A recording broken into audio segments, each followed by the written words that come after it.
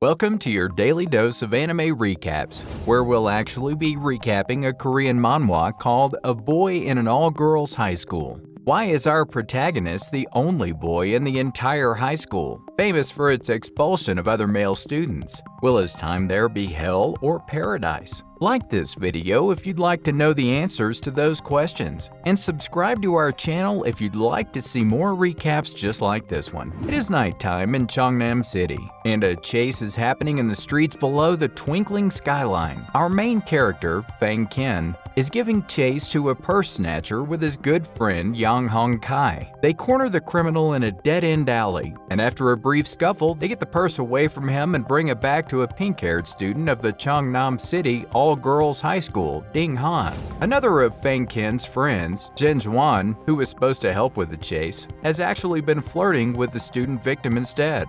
This whole time, their performance in the chase was being evaluated by a white-haired cat girl who calls herself Dabai. Ken arrives home, but his day is not over yet because his parents have news to share with him. They reveal to him that Ken's father has accumulated $1 million worth of debt and is now going abroad to earn more money to help pay it off. Learning of this predicament, the all-girls high school of Cheongnam City has offered to pay off the family's debt, as well as letting Ken's younger sister enroll for free if Ken can survive a single school year in the school. The thing is, the school has long been an all-girls school and has only recently opened its doors to potential male students as well. 300 male students have entered the school so far, but none of them have finished a single school year due to the girl students' pranks that got them expelled. If Ken can survive an entire school year, then maybe it will break the curse and allow more male students to enroll in the school in the future. Ken wants to discuss the matter with his sister, but she refuses to talk to him at all, calling him a murderer, so Ken leaves her alone. The next day,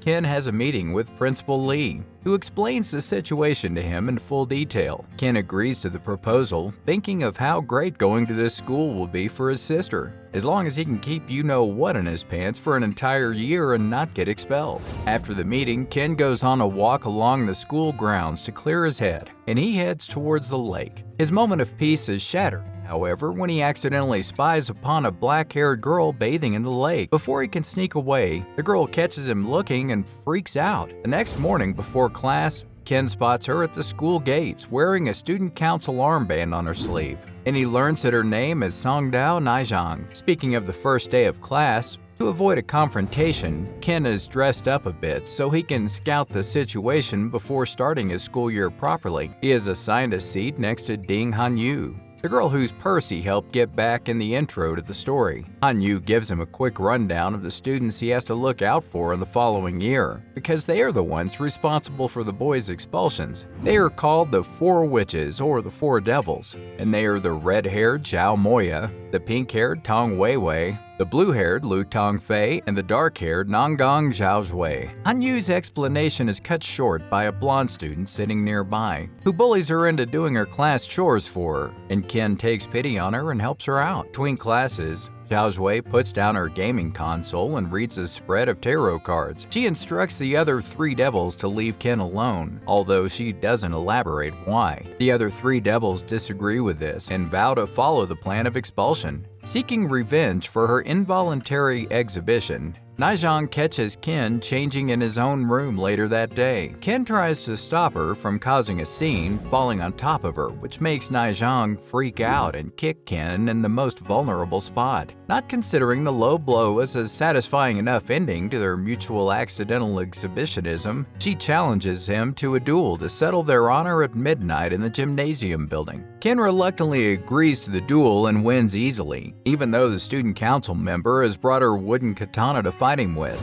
Next day at lunchtime, Ken grabs his impressively lavish school lunch and sits down at an empty table, unwilling to disturb any of the girls. The ones who see him do this tense up and start whispering, and we don't know why until a black-haired beauty named Tujia Yi comes prancing up to him, surrounded by two maids like a princess, and informs him that he is sitting in her usual seat. Polite and unfazed, Ken agrees to give up his seat, but does not switch to another table. The tension in the lunchroom is palpable. That night, as he is getting ready to go to sleep, Ken is suddenly drugged and kidnapped on the order of. He wakes up on the operating table, where a creepy man threatens to castrate him, but he is luckily saved at the last moment by Naijang, who disables the man and saves Ken from his predicament. Later that week, Ken is called to the principal's office. Principal Lee explains to him that every year the school organizes an outing for the students to relax and have a great time. In order for the students to enjoy their time at the outing, they hold a vote to decide the location of their next outing. And luckily, this year, most of the students have decided on the same location as last year,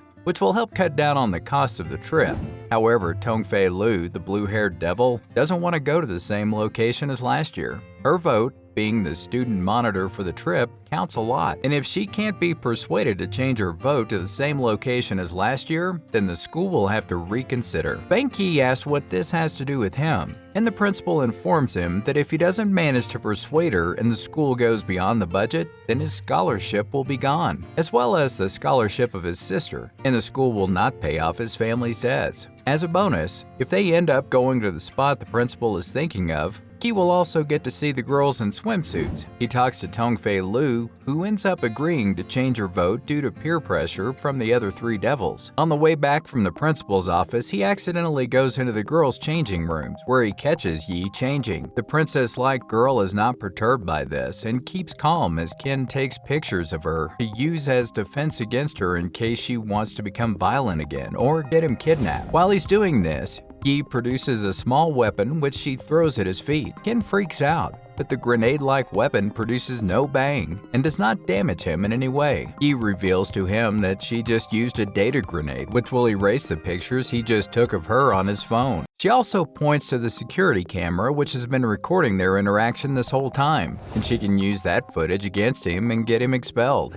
Ken begs for her forgiveness and tells her he'll do anything so he doesn't get expelled. Yi is just about to think of an appropriate punishment for him before they are interrupted by her butler, Florence. Yi tells him that he won't get away that easily, and that he still owes her a favor in the future. The next day, which is the day of the trip, Ken is tricked by the four devils to come to the gathering place earlier than other students. He looks around the empty courtyard until he notices Tong, who pretends to have hurt herself. Ken, the gentleman that he is, carries her to the nurse's office. Unfortunately, the nurse wasn't there at the moment, so Ken has to apply ointment to her foot himself.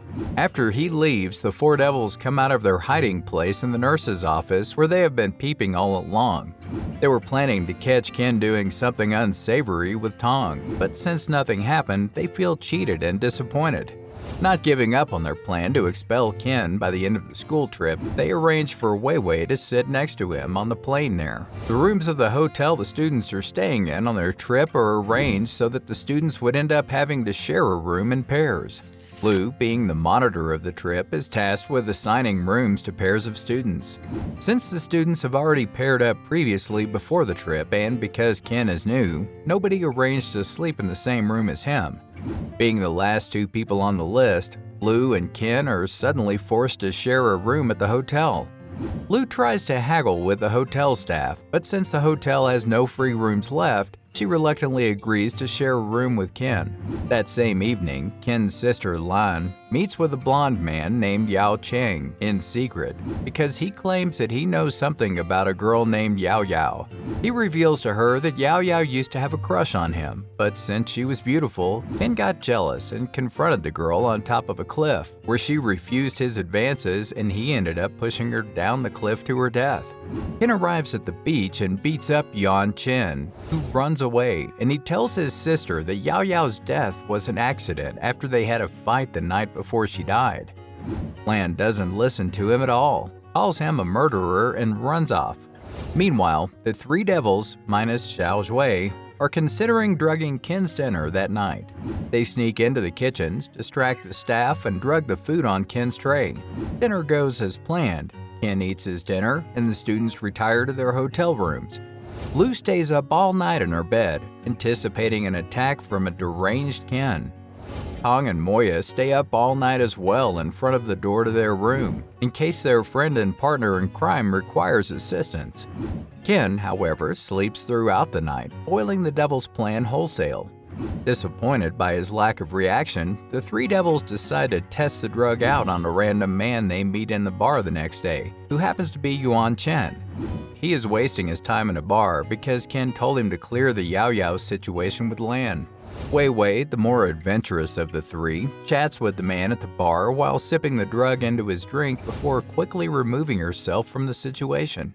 As they expected, the man goes feral and starts attacking the nearest woman he sees, which is, unfortunately for him, Yi. Her butler Lawrence disables the man and brings him to their residence. Ken is called by Yi, who calls him on the favor he still owes, to come help Lawrence interrogate the man they've seized. Lawrence doesn't need any help with the interrogation because he is an expert at torture. He just needed Ken to confirm if he knew anything about the man's attack on his mistress, which he didn't. Having been of no help during their interrogation, Yi sends Ken to gather some coconuts from the beach for her. It just so happens that Han Yu was also asked by her roommate Zhao Zhui to gather coconuts for coconut rice, and the two meet on the beach. Since Ken helped Han Yu with her school chores, he also helps her with gathering coconuts. She climbs on a palm tree to gather more. She falls off. Luckily, Ken is able to catch her at the last moment, but his shirt comes undone. The other girls on the beach notice his abs and start touching them, impressed by his physique. Back at the hotel, Ken reflects on the girls touching his abs and thanks his lucky stars that he didn't have a visible reaction to their touching. After a brief consideration, he starts freaking out, realizing that not having a reaction must mean that the kick Zhang gave him the night back at the school dorms must have caused him some kind of permanent damage to his little buddy. So he asks Zhao Zhui for help. Zhao Zhui uses her divination skills and tells Ken that he will receive advice on his malady at midnight in the hotel lobby. Since he has time before midnight, she makes Zhao Zhui and Han Yu the coconut rice they've been craving all day and thanks them for their help. At midnight, Ken meets Lawrence in the hotel lobby, who makes a deal with him. He asks Ken to bother Yi the next day, and in exchange he will receive the medicine that will cure his malady. Concerned that he will get kidnapped and castrated for messing with Yi, Ken is hesitant to accept the help, but Lawrence promises to protect him from the girl's ire. The next day, Ken accompanies Yi and Lawrence to an amusement park. They go on rides all day, which does not faze Yi, but scares the living hell out of Ken. During their break, Ken brings her some ice cream as a snack. Looking at him from the bench, Yi suddenly remembers a man with ice cream in his hands coming towards her just like this. She remembers this wonderful time and tears fill her eyes. Suddenly, Lawrence trips Ken, who drops the ice cream and it flies onto Yi. With that, Lawrence calls an end to their day and escorts his mistress to their limousine, which takes them back to their residence. On their ride back, Yi thinks of the memories she had as a flashback. It was of her father, who used to bring her to amusement parks and treat her to ice cream, but he died when she was young. Satisfied with his help, Lawrence meets Ken at the hotel lobby that night and gives the main character the medicine he needs to recover from his unfortunate malady. Ken asks him what happened with the ice cream and why did Lawrence trip him, causing him to drop it on Yi, but he evades the question and doesn't explain himself. Back in his hotel room, Ken meets the four devils and Principal Lee herself. The women are beside themselves, telling Ken that a pair of Lu's panties have been stolen.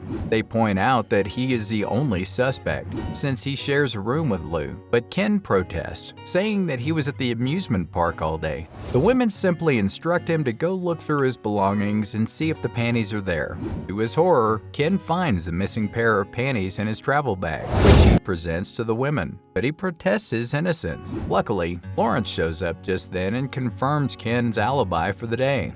Just as they're about to leave the room without any answers, Principal Lee notices something on the floor. Picking it up, it is a flower-shaped hairpin, and she recognizes it immediately. She announces that she knows who tried to frame Ken, and announces that the students will be switching rooms to avoid future conflicts such as this. From now on, Lu is sharing a room with Han Yu, and Ken is sharing a room with Zhao Zhui, who is very unbothered by this new development. That night, Principal Lee calls Ken over to the hotel balcony because she feels that he is owed an explanation for what happened that day with the stolen panties, and who was trying to frame him so he would get expelled. She reveals to him that the brooch she found on the floor belongs to Student Union President Ling Ya. She explains that Ling Ya is her daughter. She was married to a gray-haired assassin, and they had Ling Ya together, who had her father's gray hair instead of the principal's golden locks. The father's job was dangerous, however, so he decided to leave his wife and daughter in order to protect them. Feeling betrayed by his leaving, Lingya colored her gray hair gold and pronounced all men to be evil pigs who don't care about women. What's worse, she is the main culprit behind the mass expulsion of male students from previous years.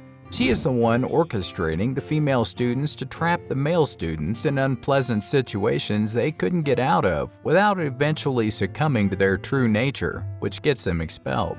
During their explanation, unknown to the pair, Naizhang is spying in the treetop above, reporting the conversation to Lingyao herself. Neither of them is surprised by the principal revealing the mastermind of the male student expulsion scheme to Ken. But now that Ken knows about the operation, it is even more important that he gets expelled as quickly as possible. Zhao Zhui reads her tarot spread again that night and tells Lu to stop bothering Ken like she told him the day he got into the school, because she knows he's genuinely a nice guy and won't fall for their usual tricks. Now that they're sharing a room, Lu asks Han Yu why does she have such a good relationship with Ken when practically nobody else does, and she explains that he is different from the other male students they've had before, and he's misunderstood. She tells Lu that Ken is a real gentleman with a strong mind and an optimistic personality. She tells her that he works diligently and is always happy to help others even when he doesn't have to. In the next room, Ken asks Zhao Zhui for another divination and she obliges, revealing a reversed tower card, which means that his life is in danger. She gives him a small cloth bag and she explains that it contains a hint of how to avoid the danger in his future, but she tells him only to open the bag when the time is right. She assures him that he will know exactly when to look at the tip inside. Once she's alone in the room, Zhao Zhui reflects on the situation that is much more complicated than Ken thinks it is. The next morning, Ken takes the medication he received from Lawrence for his malady, which makes him pass out for a brief second, but he gets back up and appears to be in a much better mood. While out on a walk in town, Ken is led into an alleyway by Lu, who apologizes for immediately accusing him of stealing her panties yesterday. She also warns him to behave tomorrow before walking away. Ken remembers that tomorrow, the last day of their trip, is the Miss Changnam beauty pageant. He thinks he can certainly behave himself at a beauty pageant. Before he can exit the hallway, Lawrence corners him and informs Ken that the dose that he took the morning was only the first part of the dose he needs. He needs to take the second parts of the medicine, a stabilizer dose, within 72 hours of the first one. Otherwise, he doesn't even want to say what will happen. Ken starts freaking out, but Lawrence tells him that there's something else he can do for the princess, and that is to enter the Miss Changnam beauty pageant tomorrow himself and beat the competition. Besides the unofficial prize of the stabilizer dose, the official prize of the beauty pageant tomorrow is either a reward of $1 million or the privilege of adding a new article to the school regulation, as long as the new proposed article doesn't break any of the existing school laws. Ken realizes that winning the $1 million would pay off his family's debts in one fell swoop, meaning he could transfer to a normal school, while allowing his sister to stay at the all-girls school, where she seems to enjoy herself. Enjoying the sunny weather outside before devils are discussing why they personally want to win the beauty pageant, Lu says she wants the privilege of adding a new article to the school rules, forbidding any boy from enrolling in the school ever again. Wei Wei says she'd prefer the $1 million reward instead, which she would use to help her decorate the bar her family runs. Moya admits she's only entering the beauty pageant for fun, and that she'll figure out what to do with her winnings if and when she wins them. Lastly, they turn to Zhao Zhui, but she doesn't want to reveal her motivation for joining the beauty pageant. The day of the Miss Changnam beauty pageant is here, and the master of ceremony is Da Bai, who was the one evaluating Ken's performance in the first natural chase at the very beginning of our story. She has the honor of introducing all the lovely contestants, which are the four devils, Lan, Yi, and a girl with long flowing magenta hair named Jiati Muyu, who nobody recognizes, so they assume she's an upcoming transfer student. While the introductions are going on stage, some young thugs are gathering their courage and going over their plan one last time. They're here to kidnap a black-haired student while she's on stage and distracted, because that is when her lackeys won't be able to intervene in time. We can only assume that they're talking about Yi, as she is the only one with servants willing to protect her. Unfortunately, Lan, Ken's sister, has black hair just like Yi, so they end up grabbing her instead. A long magenta wig is suddenly flying through the air, and Ken is suddenly on stage defending his sister from the would-be kidnappers. After incapacitating the thugs, he grabs his sister in his arms and carries her off stage into the nurse's office to check her for injuries. While Lan is resting, Ken meets Lawrence in the hallway outside. He admits to Ken that he is the man behind the attempted kidnapping, but before he can explain the reason for the operation, Ken physically attacks him. Our main character might be strong, but Lawrence is stronger, defending against our protagonist easily. Lawrence reveals to Ken that he is the kind of man they are looking for. He points out Ken's kindness and tolerant attitude, and he also says that being forced to deal with being the only boy in an all-girls school filled with hostile individuals such as Ling Ya and the Four Devils has taken away the most important things from him: his spirit, courage, and his ambition. He also tells Ken that tolerance and forbearance are a part of being a gentleman, but being good to evil people is something else entirely, and that making concessions blindly would only make him a coward. As for the mistaken kidnapping attempt, it turns out that the girl the thugs were going for was actually Lan after all, because Lawrence wanted Ken to realize his unique position and his potential. But he didn't expect it to turn out the way it did, for which he apologizes. He tells Ken that his whole operation was his own doing, and that it had nothing to do with his mistress Yi. So he asks Ken not to blame her. Behind the corner, unseen by the two men, Yi hears this and steps out from behind the corner and rejects Lawrence's attempts to take full responsibility for what happened to Lan during the beauty pageant. She tells Ken that since Lawrence is her servant, she takes full responsibility for what happened, even though Lawrence organized everything without her permission and knowledge. The next day, there is a school assembly, and the principal's secretary announces to the students gathered there that there will be 2 new students joining them from the same school Dabai is from. The 2 students were picked at random from a list of candidates, and they are Hang Ai-yang and Xuan Jin. The 2 boys that helped, or were supposed to help, Ken get Han Yu's purse from the thug in the beginning of the story. Ken can't decide if the 2 guys are either super lucky or just very unlucky, because either way, he knows that at least Zhua Zhen will very much appreciate being in a school mostly made up of female students, who he will certainly try to hit on. Then again, having the 2 new boys in school, the 4 devils will have someone else to torment, and the 3 boys will be able to easily share the load of the bullying. Dabai explains that the purpose of this student exchange is to enhance the communication and operation between schools, and she even used Ken as a great example of what a great experience being a transfer student can be, especially for other students in this school. On his way back home, Ken runs into Han Yu, who is standing in front of a gift shop, gazing through a display window and looking all indecisive. Ken asks her what she's doing standing there on the street like this, and Han Yu, surprised and flustered by his sudden appearance, tells him that she wants to buy a gift for someone, but doesn't know what to pick from the display. After some consideration, Ken points to a little decorative pig sculpture made from what looks like coconut shells, and he says that if the person she is getting the gift for is anything like him, then they will like the little coconut pig. On their way back to the hotel, Han Yu stops Ken with the gift in her hands and reveals to him that the gift she bought is actually for him. She hands it to him, telling him that it's her way of saying thanks for all the time he's helped her out without her even asking for it. Like the time he helped her with the class chores the blonde bully offloaded on her, or the time he helped her gather coconuts for Zhao's Wei and caught her when she fell out of the palm tree. She says she knew Ken was a good guy from the day he helped her get her purse in the introduction.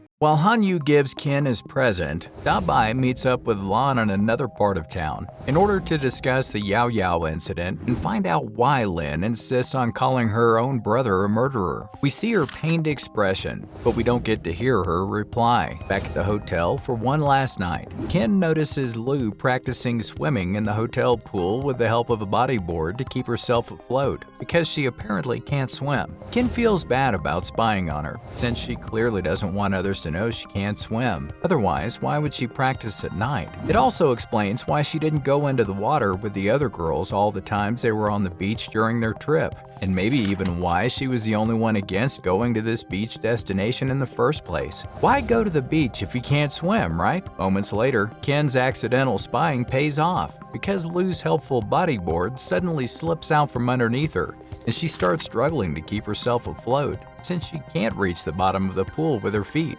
Ken, filled with heroism and fueled by adrenaline, jumps from the balcony of his room straight into the pool to save Lou. She is grateful for his brave act, although she is concerned that he would jump off the balcony like that. The next morning, while everyone is gathering in the hotel lobby to go back to school, Han-yu is missing from the roll call. Lou asks Zhao Zhui about it, since the two girls are sharing rooms, and Zhao Zhui explains that Han-yu is sleeping in this morning. Lou doesn't appreciate Han-yu's lateness, but she accepts the explanation and continues the roll call. On his last walk through the city before returning to the school, Ken thinks about Lawrence's words from the day in the hallway in front of the nurse's office, when he notices a woman and her friend talking while crossing the street.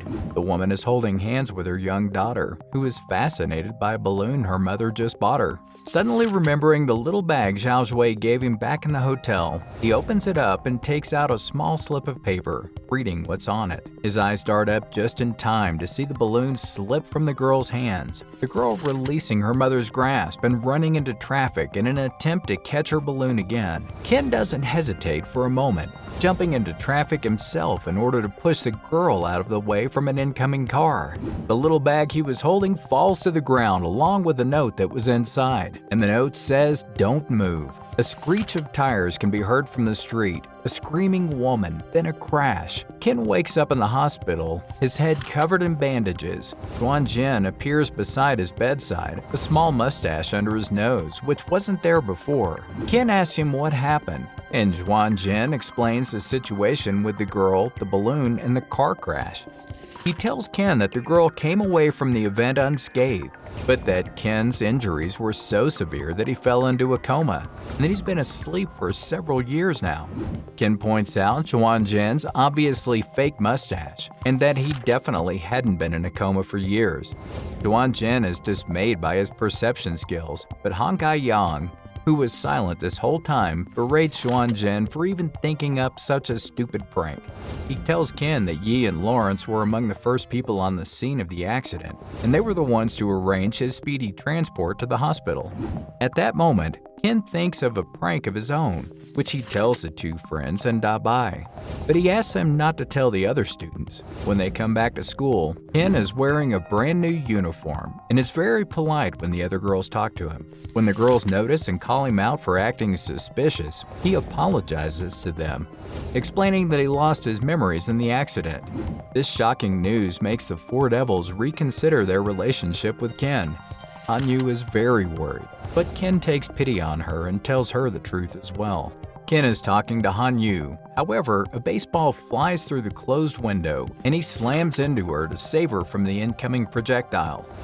We can see the shooter on a nearby rooftop with a weapon that fires baseballs at deadly velocity, and he was aiming at Yi, trying to make it look like an accident.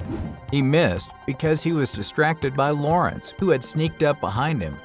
Zhao Zhui brings the principal to the nurse's office, where Han-yu is being treated for her relatively minor injuries to report the incident. The principal says that Han-yu's parents have been contacted and they're coming to the school shortly. Han-yu looks a bit flustered about this, and Ken picks up on this, wondering why she's so hesitant about seeing her parents in the school. Later that day, Jin is walking outside with Ken and Yang, ranting about how he's tired of going to an all-girls school and not dating any of them yet. The two boys stand back as Jin approaches the nearest girl he sees, and Ken is horrified when he recognizes Student Council President Ling Ya. She is surprisingly calm about being hit on, and she agrees to go out on a date with Jin, on the condition that her Student Council Disciplinary Committee gets to go along as well. It doesn't look good, and the disciplinary committee ties him up and carries him away. In a dark basement somewhere else, Lawrence is interrogating the man he already had in custody from the drug incident back at the city, Chang, who had already admitted to having bad blood between him and Ken but doesn't reveal anything else. In the student council rooms, one of Ling Ya's lackeys reveals to her student council president that Ken, Jin, Yang, and Dabai used to be friends before transferring to the Changnam all-girls school. Wanting more information, Ling Ya decides to interrogate Jin herself, but the other student council members warn her not to go overboard again because apparently boys have gotten seriously injured before. Scared of Ling Ya, Jin promises to do anything for her so he wouldn't get punished or tortured, and she only asks him to spy on Ken and report any of his wrongdoings to her directly. At first, Jin doesn't seem interested, saying he wouldn't betray Ken just like that. But then Ling Ya also promises to make him her personal assistant, and he agrees to be her inside man immediately. Back at Yi's personal residence, the man who wanted to shoot the deadly baseball at Yi managed to escape the residence and made a run for it. Fortunately, that was in Lawrence's plan all along, and Lawrence says it's now time to contact Ken. He asks Ken for a favor as he and Yang are half carrying Jin from the student council rooms, and Ken declines immediately, saying he wants nothing more to do with Yi. Lawrence tries to convince him that he still owes Yi for seeing her changing in the changing rooms, but Ken retorts that Lawrence got Lan attacked, so now they're even. Lawrence says that the attempted kidnapping during the beauty contest was his own plan and had nothing to do with his mistress. So Ken's debt to Yi still stands, but Ken just turns away, telling Lawrence that he just gave him another reason to decline his request. Lawrence reminds him that he still has security camera footage of Ken in the changing rooms, so Ken finally reluctantly agrees. As they start on their way to meet Yi, however, Lawrence is informed that his mistress must have been kidnapped. As they are riding to her location, Lawrence finally has time to explain what happened in the amusement park with the ice cream. He explains that Yi misses her father, who was a very successful businessman. He was busy at work, but he still tried hard to have enough spare time to spend with his daughter, Yi. They were really close to each other because of this. Sadly, he died one day as he was getting ice cream for her, just like Ken was that day. After his death, Yi inherited the family fortune, and people have tried to get her money from her ever since. Because of this new responsibility, his mistress has become a cold-blooded workaholic in order to keep things afloat. She's become a loner, distancing herself even from people her own age, and she especially doesn't trust other directors in the company. So she attends every meeting and event by herself instead of trusting it to someone else. About half a year ago, Lawrence continues, a girl came into Yi's life and changed her. But the girl has unfortunately gone missing about a month ago. Before Ken can ask about the missing girl, they have arrived at the location of Yi's GPS signal. Ken reminds Lawrence to delete the copies of the security footage of his peeping after this mission, and Lawrence gives him his word. Two men break straight through the main entrance of the building like it was nothing, defeating security guards on their way. The location is strangely empty, and the elevators are not functional, so they take the stairs. Upstairs, Yi is being escorted by her guards to the general manager of the company Yi runs, Jinfu Lu. He tells her he seeks justice for all the employees in his company, asking her to resign from her role as chairman of the company and recommend him as her replacement. He simply reminds him that even if Jinfu Lu was appointed chairman, he wouldn't be able to control the board of directors with his limited share of the company. Knowing this, he asks her to sign an agreement that would give him superior voting rights in the company, but she reminds him that such an agreement can only be approved by all of the members of the board. Jinfu Lu simply tells her that he is confident that he would be able to somehow convince the members of the board to let him do as he wants with the company. Ken and Lawrence face obstacle after obstacle on their way up the building, until they're met by the green-haired assassin who is sent to kill Yi back at the school with a baseball bat. Lawrence tells Ken to go on ahead and promises to handle the man himself, but not before handing Ken a small note. The man tries defeating Lawrence with fancy tricks, but Lawrence has some tricks of his own and handles the battle easily. Further up the building, Ken is faced by a blue-haired man, who actually has an upper hand on Ken in their encounter due to his speed and strength. However,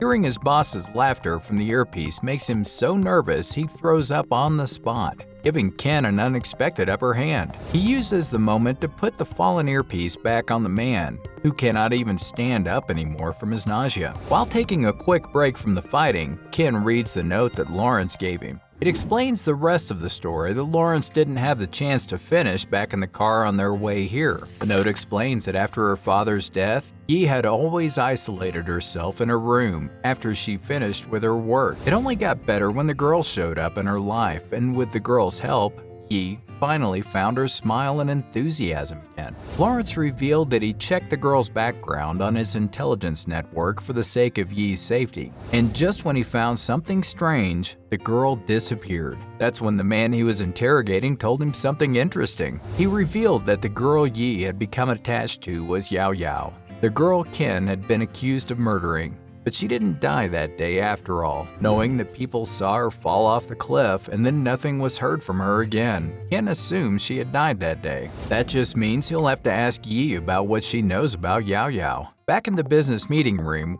Yi reveals to Jinfu Liu that it doesn't matter whether or not he will be able to convince all of the shareholders to side with him, because she distrusted them so much that she took away all of their shares of her company. She tells him that their share stamps are stored safely in her house, but that he won't be able to get to them without her say-so. Suddenly, Jinfu Liu gets a call from his green-haired lackey, who tells him that Lawrence has betrayed Yi and has brought the stamps with him and is willing to give them over to Liu. Yi is shocked by this and demands an explanation. Lawrence tells his master that Mr. Yi had asked him to protect Yi, not her company, and that her dedication to the company is ruining her life. He says that dedicating so much of herself to her company is making her miss all the important things she needs. With all of the stamps soon to be in his possession, Liu is about to force Yi to sign the documents. But just then, Ken bursts through the door. Having the stamped document, Liu sets off an explosion in the building and leaves Ken and Yi to die. Before they leave, Yi battles through the flames until she reaches a safe box. Opening it, she finds a smaller blue box inside, intact, and she hugs it for a moment in tears before getting up and trying to leave. But the flames have closed off her escape route. Seeing as she is currently on the 4th floor, jumping through the window is not an option. To her surprise, Ken hadn't left her to die due to her stubbornness as she tried to retrieve her precious item. Instead, he had come to rescue her from her predicament, carrying her out through the flames himself to a balcony and jumping off into a swimming pool below just as an explosion destroys the building. Yi had already passed out from the heat of the flames, and the impact knocks out Ken as well. But he sees Lawrence dive for his master right before he passes out as well. Ken wakes up in his hospital room where Lawrence is waiting by his bedside. He tells Ken that he rescued both of them with the help of Yi's head maid, and they also managed to apprehend Liu, whose fate now is in Yi's hands. He also tells Ken that Yi is still mad at him for seemingly betraying her at the worst possible moment, but she doesn't consider him a traitor anymore. Ken asks Lawrence to explain the situation with Yao Yao. Lawrence explains that while Yao Yao was very close to Yi, she never talked to him.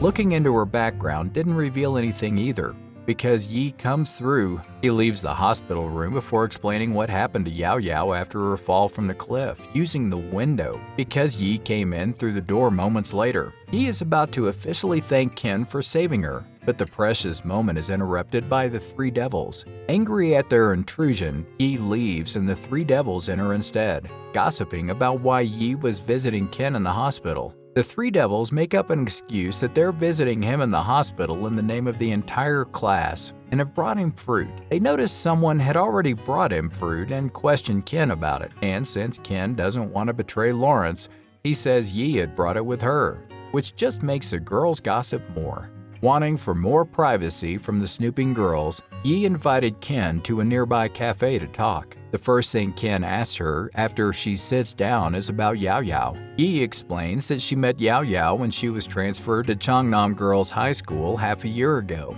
and that she was a VIP student with a whole team dedicated to teaching and tutoring her. But they had gym together, which is when they had the chance to become friends. Yi had also been a VIP student after buying a 50% share in the school, simply because she didn't like to take courses with the other students. Ken asks what made Yao Yao a VIP student, but Yi tells him that she doesn't know, but that her getting close to Yi had something to do with Liu.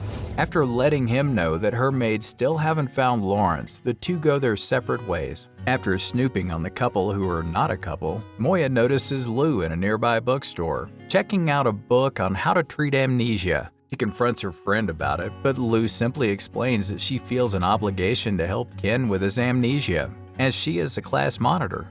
Moya doubts that Ken actually lost his memory, but Lu doesn't care, saying that she still has an obligation to keep. Moya straight up asks Lu if she has a crush on Ken, but she deflects the question, saying she's just doing what every class monitor would do. Moya reminds her that if she doesn't take initiative, someone else will, but Lu plays dumb. Arriving back at the boys' dormitory, Ken finds Lawrence in his dorm room, acting as a housewife. He's a little creeped out by this, but he accepts the dinner. He asks Lawrence what he's come for, because he obviously didn't just come to cook for him, and Lawrence asks Ken for yet another favor. Ken is on high alert, because these favors never end well for him, but Lawrence only asks him to take care of Yi, because he cannot keep her company anymore now that she's mad at him. He also needs more spare time to start investigating Mr. Yi, Shusha's father, as part of his new obligations. He also asked Ken to move into the Yi villa. As one final revelation, Lawrence reveals that he wasn't the one who delivered the first fruit basket Ken received in the hospital, and that it was already there when he had visited him. Later that night, Lu visits Ken in his dorm room and brings him a healthy dinner to help him recover from his visit at the hospital. He eats the delicious food but passes out shortly after the first few bites. He has an intense dream of all the female students he's friends with, even his sister, flying him up to paradise in heaven on their angel wings, where they can be happy together forever. He reaches out to his sister, who has been so cold to him since Yao Yao fell from that cliff. But he reaches up in real life too, where he grabs Lu's breast from his position on her lap. He expects retaliation, but she is forgiving, asking him about Lan instead, again, and feigns a headache, so he doesn't have to answer any more questions. Since one bite supposedly made him remember his sister's name, Lu feeds Ken the rest of the meal she's brought him, knocking him out on the floor once again. So she carries him to his bed and even tucks him in. The next morning, Ken somehow manages to get himself to class, where the teacher introduces a new student, Moria from Albion, who all the female students admire immediately. She is assigned the seat right in front of Ken. He introduces himself as a relatively new transfer student as well, which everyone thinks is a move on the new girl. Naturally, Jen takes the challenge and starts hitting on her, but he is swiftly rejected. He doesn't give up. The student council disciplinary committee shows up shortly after and drags him away. Before leading Moria away on a quick tour of the school, Lu tells Ken that she will come to his dorm later that day to drop off her cooking, which makes the other girls want to come over to his dorm room as well, even Hanyu and Moria. What are the girls planning on doing in Ken's dorm room? Will it be an innocent party, or will this titillating manhwa finally stop hinting and start showing off? And what really happened to Yao Yao a month ago? Did she survive? And if she survived, why did she disappear from the face of the earth? Lastly, why is Lawrence investigating Yi's father, his old master? If you want to know the answers but prefer recaps over manhwa chapters, be sure to let us know by pressing the like button. And don't forget to subscribe so you don't miss any potential future parts of this manhwa recap. Until then, feel free to watch some of our other videos and let us know which ones you like the most.